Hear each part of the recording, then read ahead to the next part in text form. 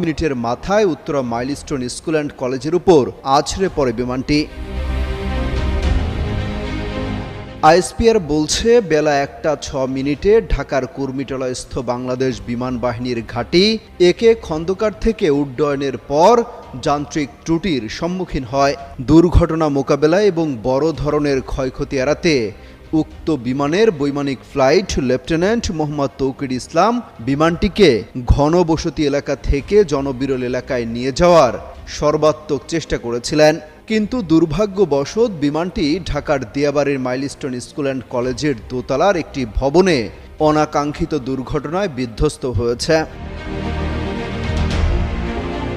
বিশেষজ্ঞরা বলছেন চাইলেই পাইলট এই ধরনের দুর্ঘটনা থেকে নিজেকে রক্ষা করতে পারেন, তবে পাইলট তৌকির হয়তো চেয়েছিলেন শেষ মুহূর্ত পর্যন্ত বিমানটিকে দুর্ঘটনার কবল থেকে বাঁচাতে, সেই সাথে বড় ধরনের ক্ষয়ক্ষতি এড়াতে, তবে শেষ রক্ষা হয়নি।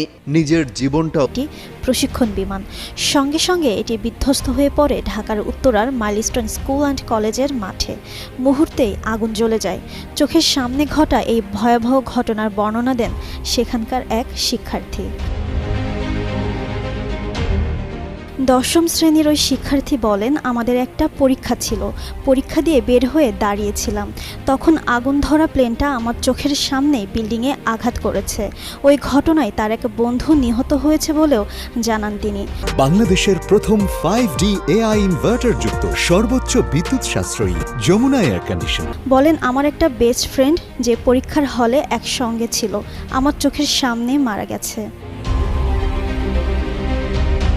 ওই শিক্ষার্থী আরও বলেন, স্কুল গেটের ভেতরে অনেক অভিভাবক দাঁড়িয়েছিলেন আর ছোটরা বের হচ্ছিল ছুটির সময়।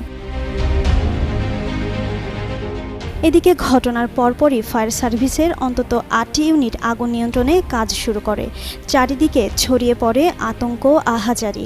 জাতীয় বার্ন ইনস্টিটিউটে ভর্তি করা হয় অর্ধশতাধিক দগ্ধ শিক্ষার্থীকে। তাদের অনেকেই মৃত্যুর সঙ্গে পাঞ্জা লড়ছে।